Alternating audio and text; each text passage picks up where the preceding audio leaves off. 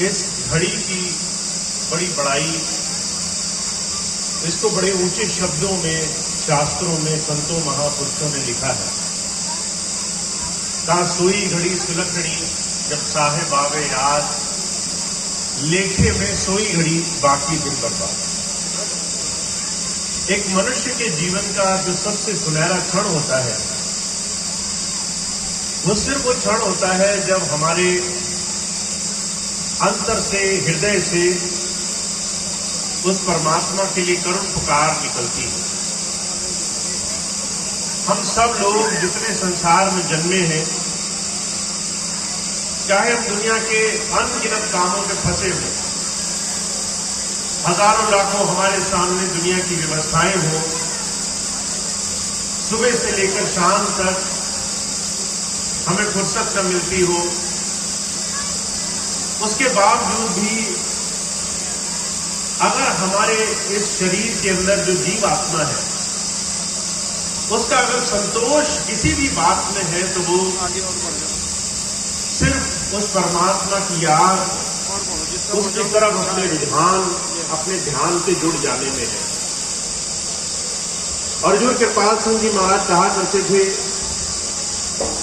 दुनिया में कोई भी जीव ऐसा नहीं है, चाहे वो मनुष्य शरीर में हो, चाहे पशु पक्षी, चाहे वो जीव जंतुओं के शरीरों में हो, कोई जीव ऐसा नहीं है जिसे अपने इस जीवन में उस प्रभु से जुड़ाव के बगैर, उसके साथ लगे बगैर जीवन में कहीं भी संतोष होगा। तो हम और आप बहुत भाग्यशाली हैं, हमारे अंदर प्रार्थना, विनती, करुण पुकार बन रही है। ये प्रार्थना ही है, ये करुण पुकार ही है, अंदर से उस परमात्मा की याद ही है जो आपको उसके साथ जोड़ेगी। दुनिया के सारे धर्म, कर्म, पूजा पाठ, बड़े बड़े कर्म कांड सब फीके हैं। सिर्फ एक चीज सच्ची है कि आप अंदर से उससे कितना जुड़ पाते हो। इसलिए जब जब संत महापुरुष आए, उन्होंने कर्म कांड का खंडन किया है। उन्होंने हर एक उस व्यवस्था का खंडन किया है जो आपको बाहरी बहुत सारे तमाशों में उलझा कर रखे, अंदर से जुड़ने ना दे। अंदर से आप उस प्रभुधारा से जुड़े नहीं, विरह वेदना न बने।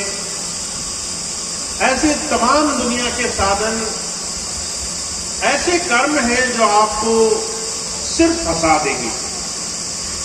और इस संसार में हर एक वो चीज जो फंसाने के लिए है, जो बांधने के लिए है, उससे हर एक इंसान दुखी है। महाराज जी कहा करते थे, बुजुर्ग बाबा जागरण सिंह जी महाराज के जीवन की घटना आती है। उन्होंने जब नौकरी पूरी कर ली तो व्यास नदी के किनारे एक छोटी सी झोपड़ी बनाकर रहने लगे। जिसको भी उनसे मिलना होता था वो उनको ढूंढते हुए व्यास नदी के किनारे आया करता था। बड़ी मुश्किल से उन तक पहुंचता, बड़ी मुश्किल से उनके साथ जुड़ाव होता। पर इतना सब करने के बावजूद भी संगत को सहूलियत नहीं रहती थी। एक दिन बाबा सावन सिंह जी महाराज कहने लगे, महाराज मैं संगत की सुविधा के लिए पानी का एक कुआं बनवाना चाहता हूं। पानी का कुआं बनवाने के लिए जब आज्ञा मांगी तो बाबा जयमल सिंह जी महाराज कहने लगे, सावन ये तुम काम कर रहे हो, इस काम को करने से सिर्फ बाहरी बहुत सारी व्यवस्थाएं फैलेंगी, पर जो असली सार है धर्म का, आत्मा का परमात्मा के साथ जुड़ना, हमारा संतों महापुरुषों के पास जब भी जाना अपने प्रेम के कारण जाना, अंदर से विरह लगना, अंदर से लगन लगना, वो रास्ता पीछे छूट जाएगा। महाराज जी ने वो कुआं बनवाया। धीरे धीरे लाखों करोड़ों का हुजूम इकट्ठा होने लगा, दुनिया भर के लोग आने लगे। पर बहुत कम ही ऐसे रहे जिन्होंने आध्यात्म के लिए गुरु के पास जाना शुरू किया। इसलिए हुजूर कहा करते थे, इस संसार में धर्म, इस संसार में आध्यात्म दुनिया के कामकाज नहीं है। अगर आप पूजा करते हो, तीर्थ व्रत करते हो, जब तक नियम संयम करते हो, अनगिनत साधन करते हो, और अंदर से आपके उस प्रभु के लिए 2 घड़ी भी विरह नहीं पैदा हो रही है, उसकी याद नहीं बन रही है, उससे प्रार्थना नहीं बन रही है, तो आपके जीवन में ये बाहरी तमाम साधन अधूरे हैं। अब आप कोई भी वाणी उठाकर देखो, अगर संतों की वाणी है तो उसमें प्रार्थना का जिक्र किया गया है। गुरु अर्जुन देव जी महाराज जब उन्होंने अपने गुरु को बहुत प्रेम किया और उनको तरह तरह से लोगों ने उनके गुरु से अलग करने के तरह तरह के हथकंडे अपनाए, तो वो एक ही प्रार्थना किया करते थे, गुरु गुरु गुरु कर मन मोर, गुरु बिना मैं नाही हो। मुझे कुछ और नहीं चाहिए, मुझे सिर्फ गुरु चाहिए। मुझे अंतर में उस गुरु का साथ, उसका सानिध्य चाहिए। अगर गुरु नहीं मिला तो मेरे पास कुछ बचेगा नहीं, और अगर सब कुछ मिल गया, गुरु नहीं मिला, तो सब कुछ मिला हुआ भी बेकार है। क्योंकि अंदर वो गुरु धारा, वो शक्ति जिस रूप में काम करती है, वही संसार में हमें दुनिया के कष्टों से बचाने वाली है। बुजुर्ग कहा करते थे, इस संसार के अनगिनत कर्मों में, तरह तरह की परेशानियों में, सुख में, दुख में, सिर्फ वही इंसान बचा है जिसने गुरु नाम से जुड़ने का सार पा लिया है, जिसने अंतर में उस प्रभु धारा, उस अनुभव से जुड़ने का रास्ता पा लिया है। इसलिए गुरु अर्जुन देव जी महाराज ने जो विनती करी, जब उन्होंने करुण पुकार करी है, जब उन्होंने अपने दिल का रोना गाया है, तो वो कहते हैं, मुझे अपना अस्तित्व,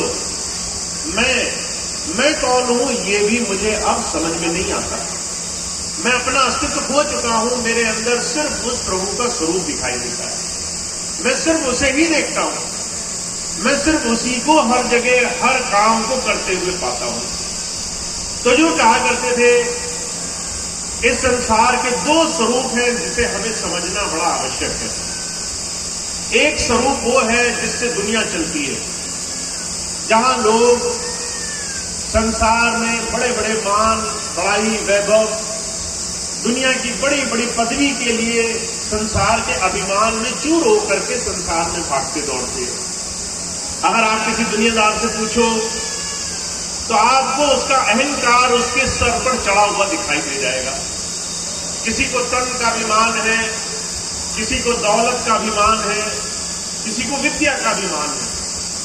तरह तरह से संसार में लोग अलग अलग तरीके से दुनिया में बड़ी बड़ी सांसारिक वस्तुओं के अभिमान में दुनिया की बाहरी चीजों में घूम रहे हैं। आप एक ढूंढोगे, आपको 1000 लोग मिलेंगे ऐसे।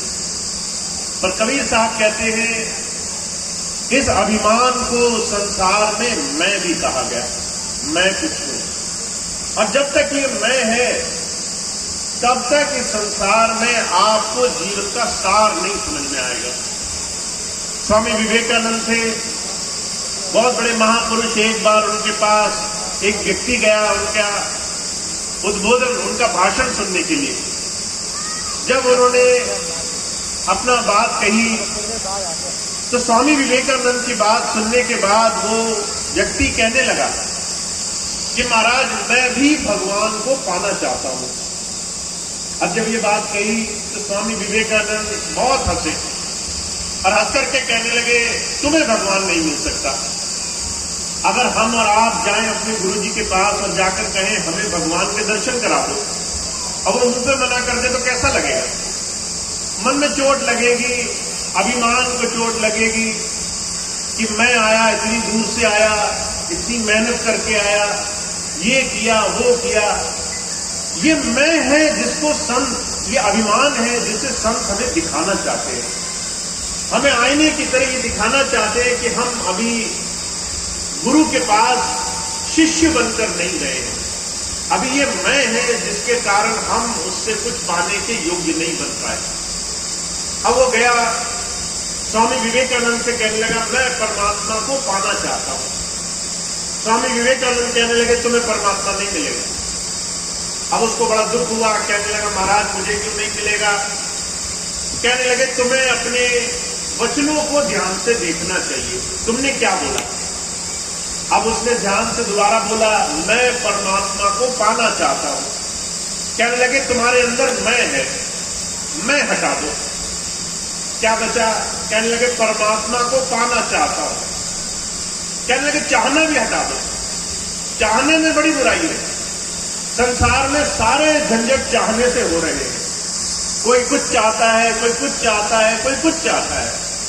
कोई भी गुरु जी के पास बिना चाहत लिए नहीं आ रहा, हमें ये मिल जाए, वो मिल जाए। अगर कोई कह दे गुरु जी कि तुम्हें जब भी जो भी मांगोगे वो तो बिल्कुल नहीं मिलेगा, तो जितनी भीड़ जमा है सारी मिट्टी लौट जाए। जब मन की इच्छाएं ही नहीं पूरी होंगी तो जाने का फायदा क्या है? जब स्वार्थ ही सिद्ध नहीं होगा तो फायदा क्या है? मतलब पहले पूरा होना चाहिए। तो स्वामी विवेकानंद जी कहने लगे, चाहना हटा दो। चाहने में बड़ा दोष है। चाहने में तुम अपने हिसाब से चलोगे, कभी उस प्रभु मालिक के हिसाब से चलने को तैयार नहीं होगे। हमेशा वही चाहोगे जो तुम्हारी इच्छा रहेगी।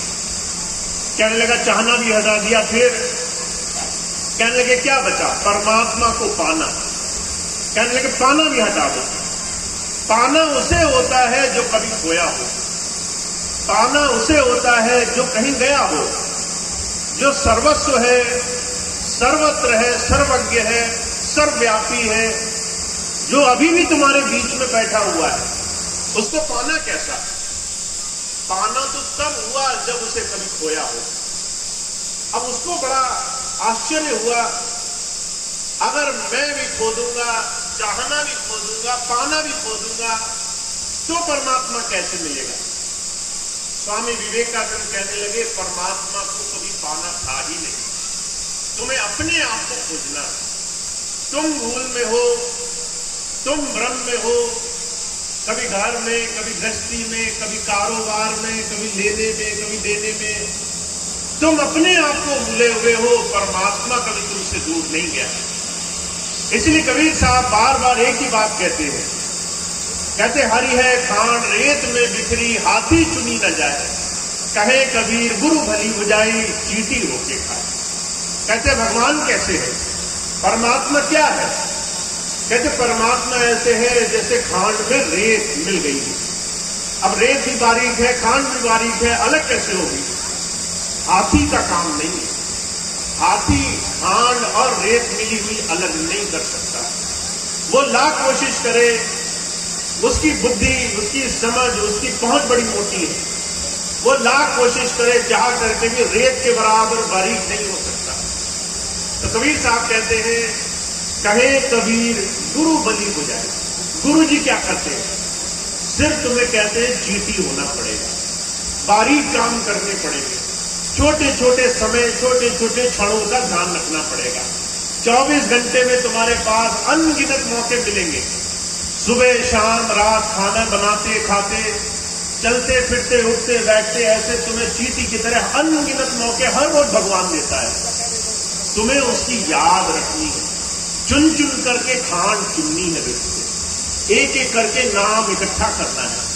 तुम्हें चलते फिरते नाम का रचन करना है, तुम्हें खाते बनाते नाम का सिमरन करना है, तुम्हें उठते बैठते उस मालिक को याद रखना है। तो जो कहा करते थे वो भाग्यशाली है, वो बहुत धनी है जो उस परमात्मा को पाने की बजाय अपने आप के अंदर से धीरे धीरे उस परमात्मा के लिए पात्रता बनाने पर जोर देते हैं। हम उस परमात्मा को पाना अगर चाहते हैं तो हमें पहले अपने आप को पाना होगा। पहले हमें अपने आप को, अपने समय को, अपने लगन और एकाग्रता को फिर से उस मालिक के लिए देखना होगा। हमारे पास समय भी है कि नहीं है, फुर्सत है भी कि नहीं है। मुझे बड़े अच्छी तरह से याद है, स्वामी जी के पास एक बार एक बहन गई। स्वामी जी कहने लगे, भाई 5 मंत्र का नाम है, सुबह शाम ले लिया करो, 5-5 मिनट नाम का जाप कर लिया करो। कहने लगे, स्वामी जी कहाँ फुर्सत मिलती है, इतने कर्म कांड हैं, घर में इतनी पूजाएं चलती हैं, सुबह उठो पहले पूजा करो, धूप बत्ती करो, आरती करो, घंटों तो उसी में निकल जाता है। आप एक चीज और बता रहे हो करने के लिए। स्वामी जी कहने लगे, भाई तुम ये 5 मिनट कर लिया करो, फिर तुम इसका लाभ देखना। अब बहन थी, नाम ले गई, नाम लेने के बाद उसने इसका नियम किया। जब उसने नियम किया, धीरे धीरे उसने कुछ क्षण जहां भी बचते थे वो नाम का सिमरन करने लगे।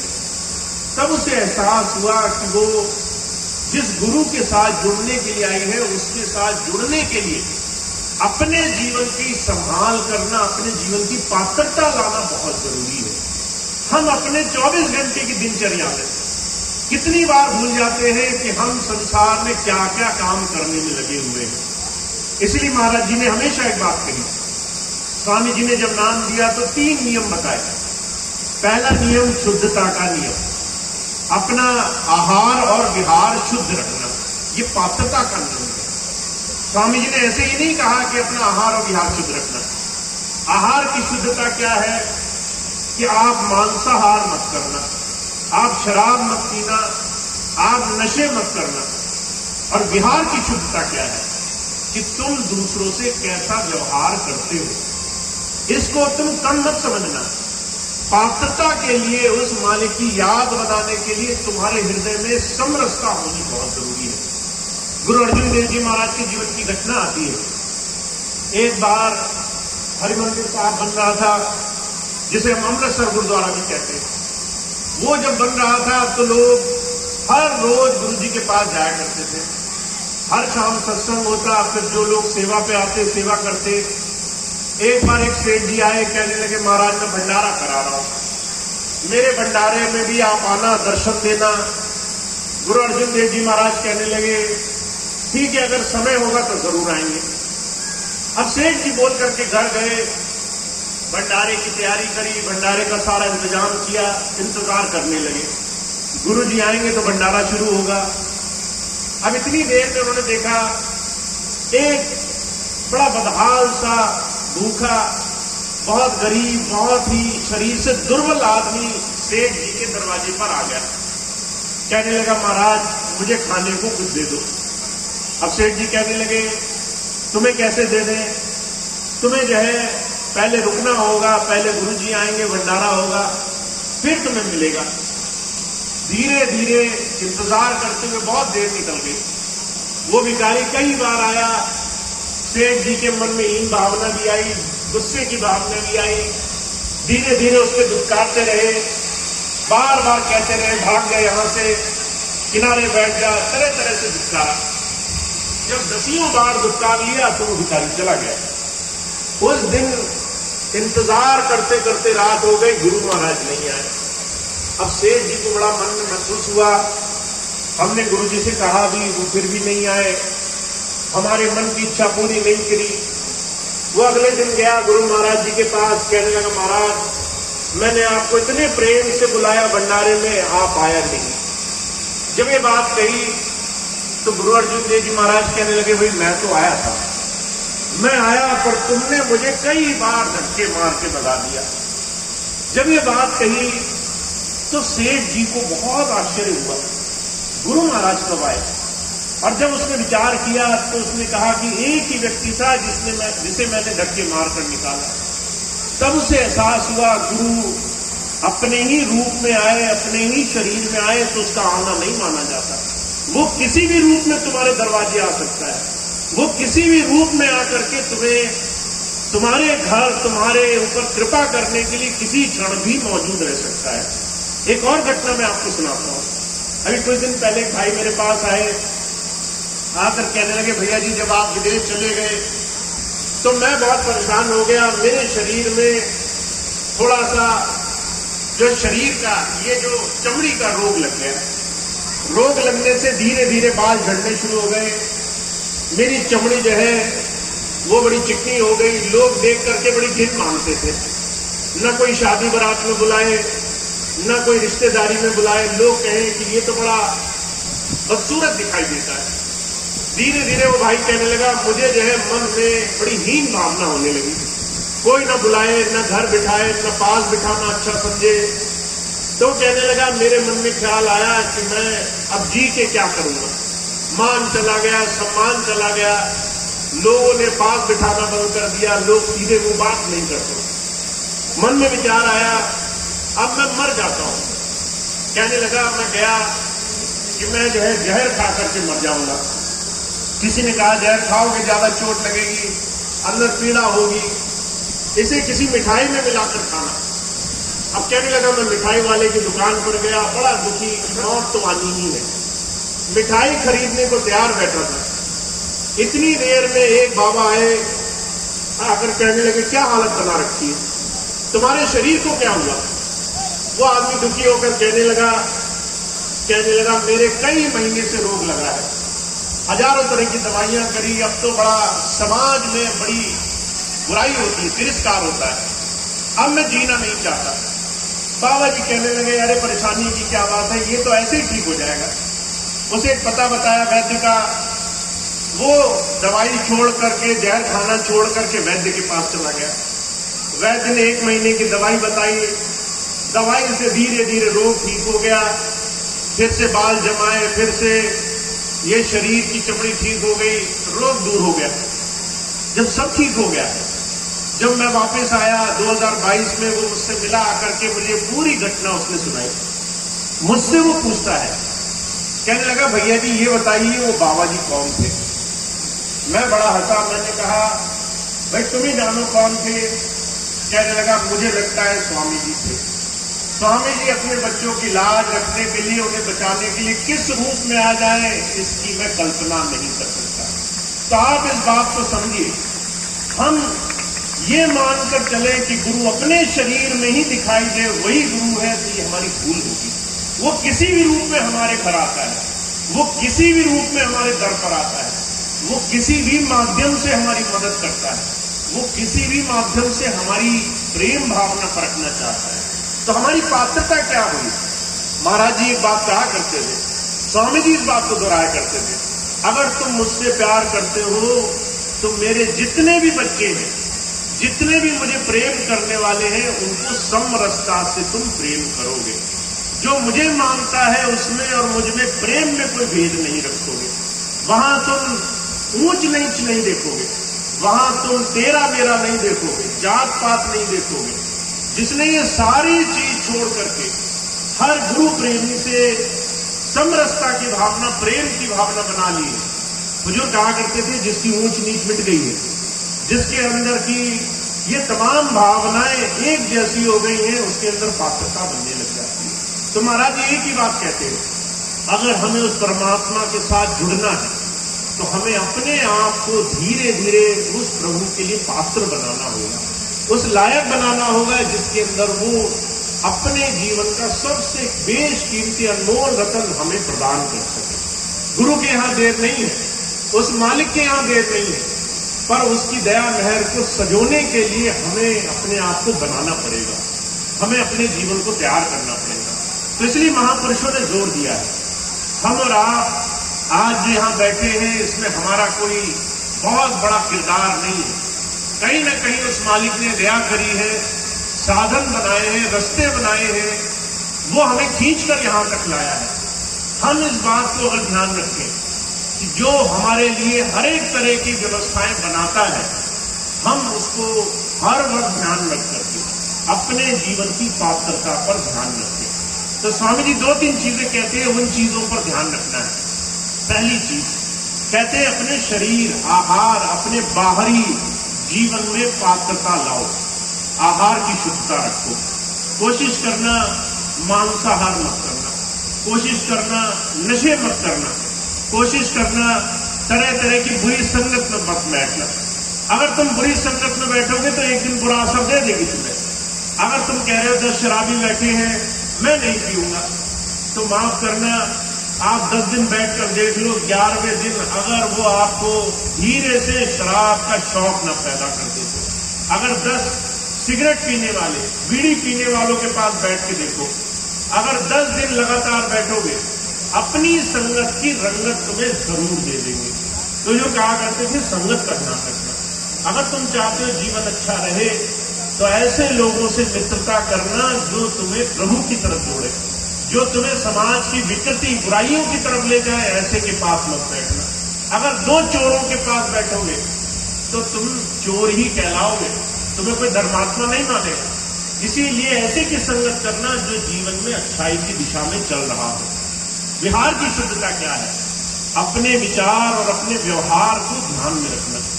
तुम्हारे द्वारा संसार में किया हुआ काम भी उतना ही असरदार है जितना इस संसार में किसी दूसरे के द्वारा किया हुआ अच्छा और बुरा काम। महाराज जी कहा करते थे, बात का असर कई बार दूसरों के भौतिक हमारे जीवन में दिए हुए कष्ट से ज्यादा बड़ा होता है।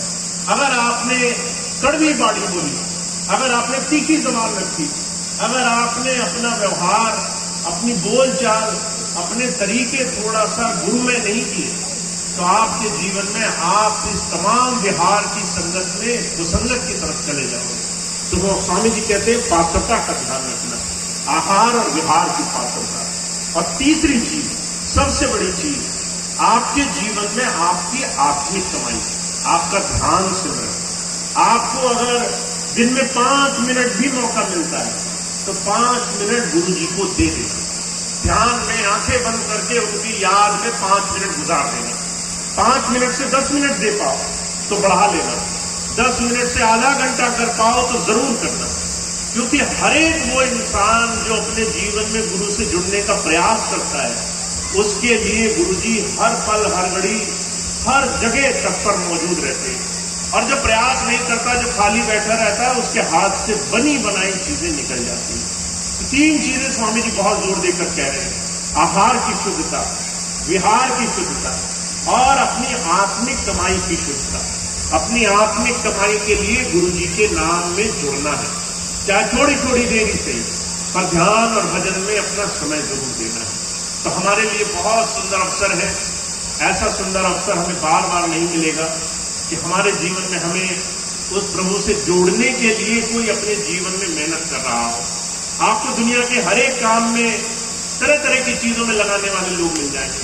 आप यहां आश्रम से बाहर निकले, राजनीति में क्या हो रहा है, लोगों के घर में क्या हो रहा है, किसके घर में कहां लड़ाई मची है, किसकी चोरी पड़ गई, ये सब लोग बताने वाले आ जाएंगे।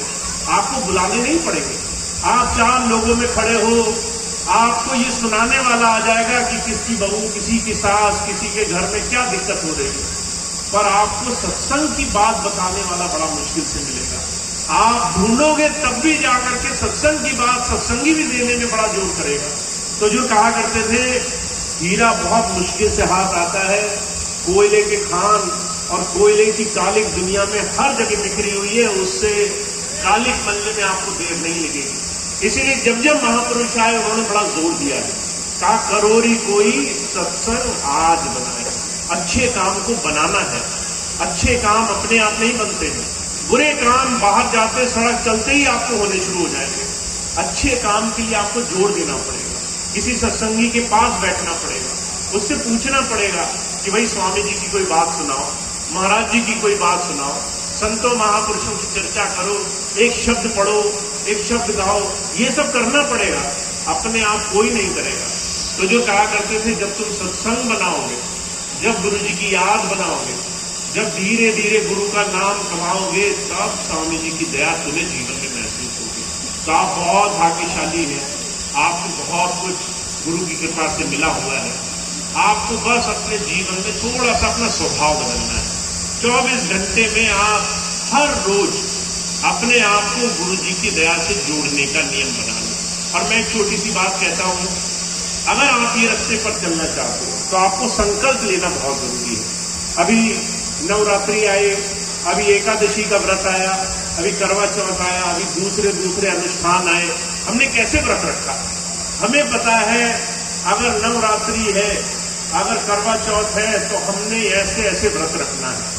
और व्रत रखने के हमने नियम बनाए हुए हैं।